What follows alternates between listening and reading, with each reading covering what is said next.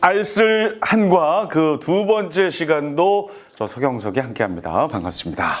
자, 이 시간은 네 분의 박사님과 함께할 텐데요. 정말 다들 멋지시고 아주 아름다운 분들만 함께 하셨습니다. 약간 찔리셔서 이렇게 좀 왜 그러세요? 제일 멋지신데 왜 그러십니까? 너무 겸손하신데 한 분 한 분 간단한 인사를 한번 들어볼게요. 저는 이상훈이라고 하고요.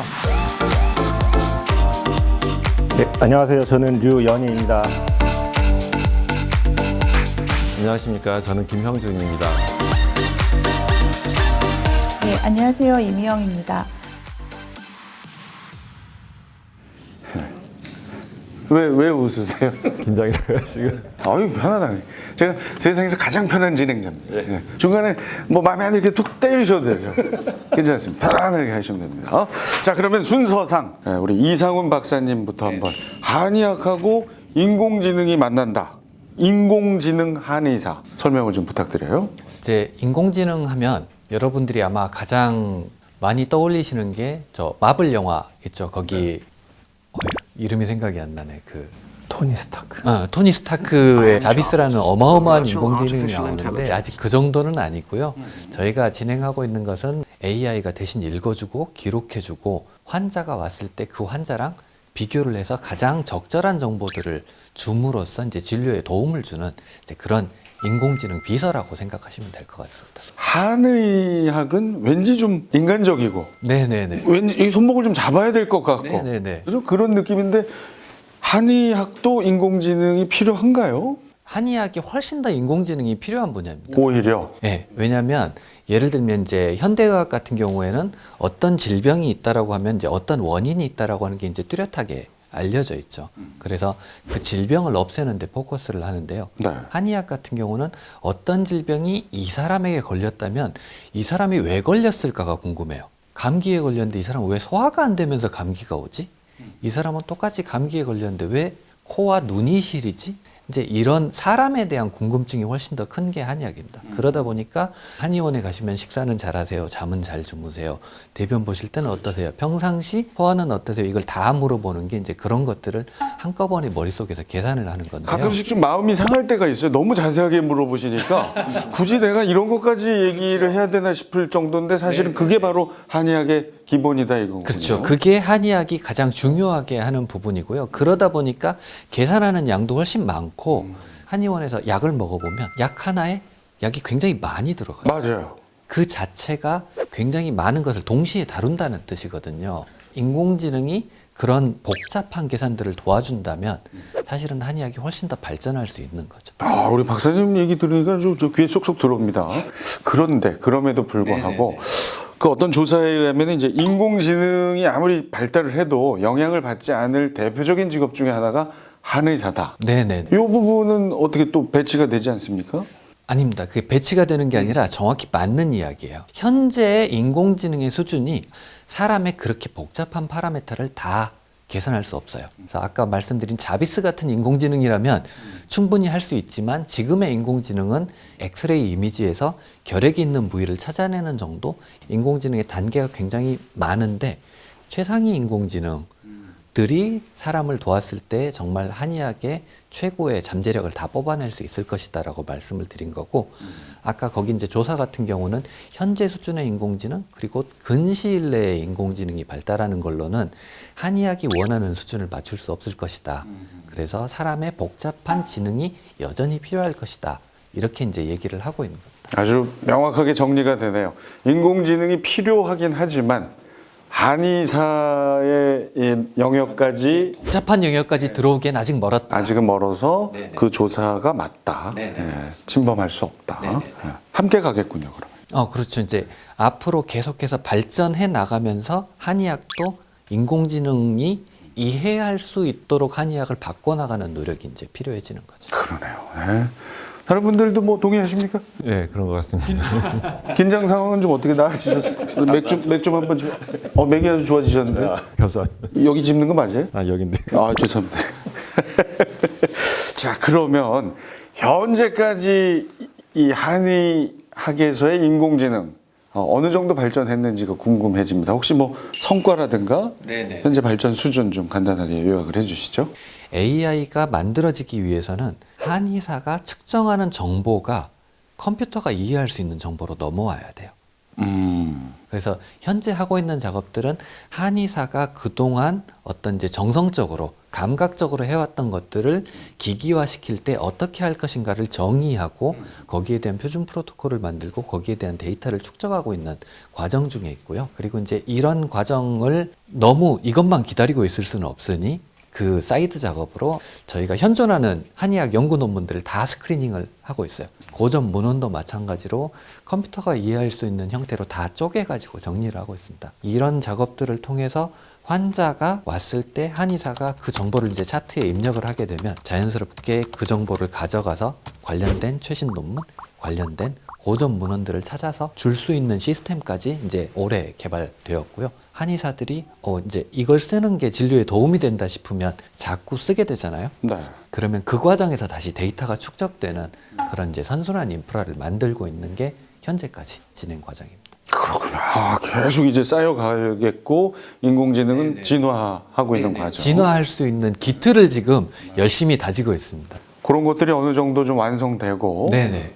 세상에 이렇게 나왔을 때 우리는 어떤 것들을 기대할 수 있을까요? 디지털화된 한의학의 데이터 수집 시스템이 만들어지면 전국에 있는 2만 명의 한의사가 혹은 전 세계에 있는 10만 명, 100만 명의 한의사들이 만드는 데이터들이 전체가 쌓여서 그걸 AI가 판단을 해서 새로운 지식을 계속 만들어내는 환경이 생기는 거거든요. 그래서 10,000명의 노하우로 진료를 받는 어떤 한의원에서 수억 명의 노하우를 AI가 분석해준 노하우로 진료를 받는 세상으로 바뀌는 거죠. 상상만 해도 어마어마합니다. 어느 곳을 가든 어느 한의원을 가든 그 시스템만 갖춰져 있으면 그 레벨이 똑같아지는 거예요. 의료 AI의 가장 중요한 점이 그겁니다. 근데 모든 의사가 모든 질환에 대해서 많은 노하우를 갖고 있지 않아요. 하지만 그게 디지털화돼서 AI가 서포트를 해준다면 말씀해 주신 것처럼 어느 지역에 가도 평균 이상의 진료를 받을 수 있는 그런 환경이 생기는 거예요. 아니 근데 우리 저 박사님하고 이렇게 대화를 나누면서 제가 느낀 거는 한의학 하시는 분들은 이게 톤이 다 딱 그 톤이신가 봐요. 아주 평온하면서도 예? 편안하게 해주는. 진료하던 습관이 있어가지고 그러시구나. 다른 분들도 어떠실지 한번 기대해 보면서 자 이번에는 류현희 박사님 차례입니다. 아까 이제 혈, 경락 요거 근데 많이들 말은 하지만 이게 정확한 개념을 좀 헷갈려 하거든요. 그거 좀 먼저 짚어주시겠어요? 쉽게 생각하시면 그 한의원이나 한방병원 가서 치료 받으실 때 침이나 뜸을 이제 주로 치료를 받으시는데요. 그 침이나 뜸을 놓는 자리 그곳이 이제 경혈이라고 하는 거고요. 경락은 이제 그런 경혈들이 어떤 체계로 분류할 수 있는지에 대한 분류 체계를 경락이라고 생각하시면 조금 더 쉽게 접근하실 수 있을 것 같습니다. 경락 마사지는 뭐예요? 경락 마사지는 이제 경혈이 경락에 속해 있거든요.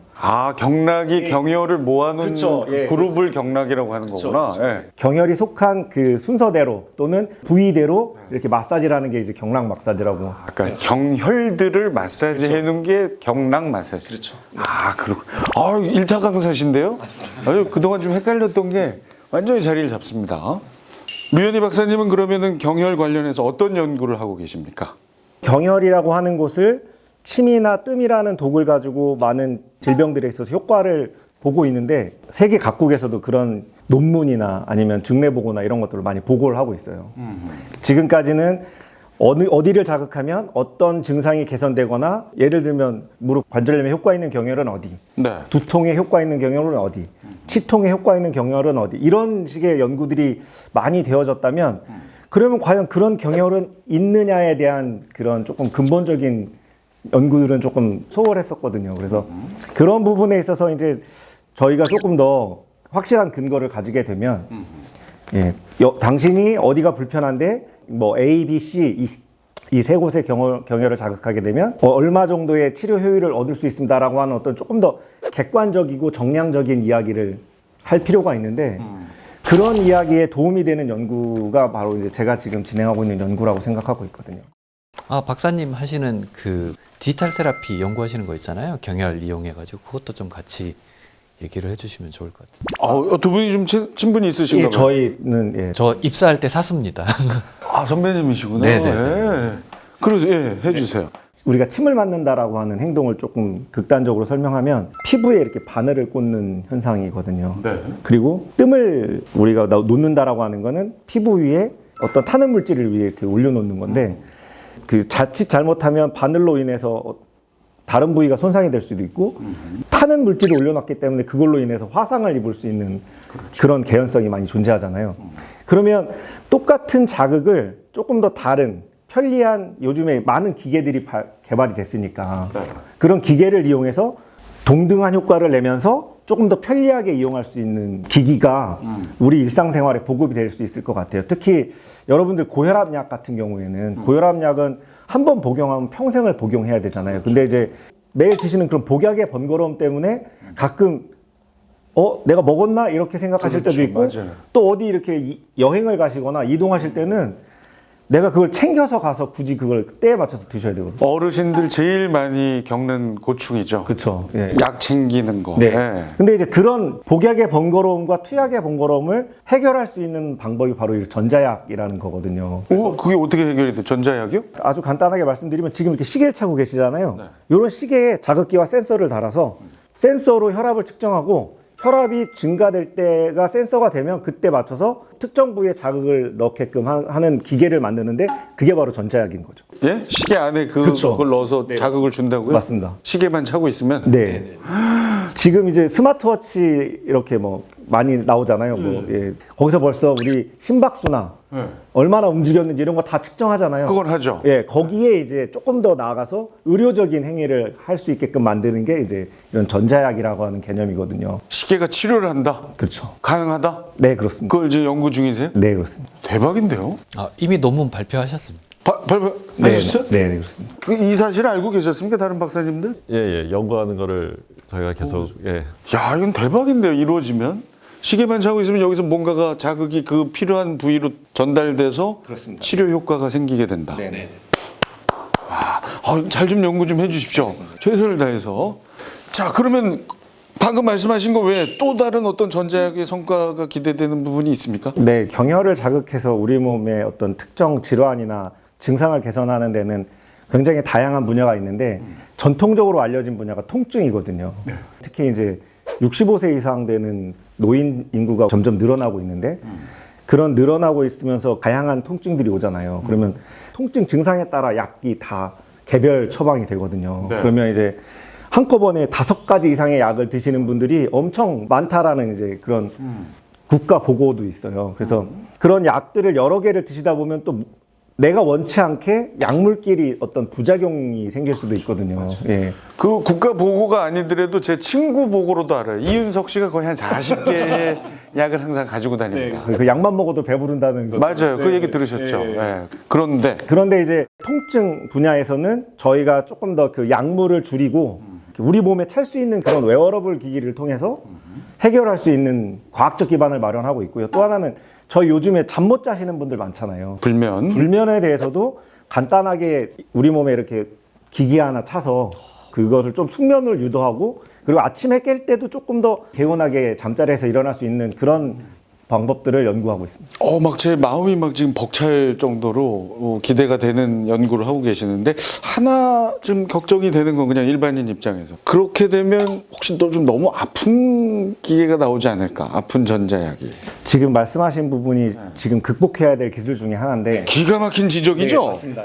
약물은 많이 불편하지만 일단 먹기만 하면 되는 거니까 안 아프죠? 그렇죠. 근데 이제 그 약물과 효과는 비슷하면서 조금 더 이 편리성을 극대화시키기 위해서는 이 자극에 대해서 인체가 최소한 저항감 없이 받아들일 수 있는 그런 조건을 만드는 게 굉장히 중요한데 어떻게 접근하면 조금 더 편안하게 약물이 가지고 있는 효과를 동등하게 낼 수 있는지에 대한 자극 조건을 찾고 있습니다. 그렇군요. 그거 반드시 좀 찾아내셔서 모두가 좀 만족할 만한 성과를 이루어내 주십시오. 그럼 박사님 연구가 실생활에서 또 쓰일 수 있는 부분이 또 있을까요? 지금 제가 말씀드렸던 것처럼 통증은 굉장히 일반화된 불편함이잖아요. 그런 통증이 있을 때마다 저희는 약물을 섭취하는데 그런 약물을 섭취하는 것들이 문제가 되고 있는데 그 병원에서뿐만 아니라 일상생활을 유지하면서 우리 몸에 간단하게 기계를 부착해서 그런 불편함을 해소할 수 있다. 그런 기술이 개발이 되면 굉장히 도움이 될 것 같거든요. 또한 요즘에 불면 또 우울 이런 정신적인 것들도 굉장히 많이 호소하고 계시는데 그런 부분들을 조금 더 개선시킬 수 있는 그런 기술들을 계속 개발하고자 노력하고 있습니다. 진짜 내원의 어떤 번거로움을 아주 상당 부분 줄여줄 수 있겠네요. 예, 그렇죠. 만성질환 관리할 때는 보통 저희가 혈압약 가면 뭐 3개월, 뭐 6개월치 이렇게 타고 오시잖아요. 그렇게 한 번 가서 3개월치에 대한 어떤 자극 정보만 갖고 오면 얘가 알아서 이제 여기 또 먼저 이상원 박사님이 하신 AI 정보까지 오게 되면 내가 가지고 있는 생활 패턴에 따라서 적정량의 자극을 스스로 줄 수 있는 기계까지 개발이 가능할 수 있을 것 같습니다. 아, 정말 대단히 의미 있는 연구를 하고 계십니다. 잘 부탁드립니다. 우리 류 박사님은 이제 인터뷰 전에 잠깐 저 카메라를 끊었을 때, 어유 저분처럼 내가 말을 길게 못할 텐데 하시더니 저분은 한 3배 길이로 지금. 나는 이렇게 길게 얘기할 게 없네. 아주 풍성한 시간이었습니다.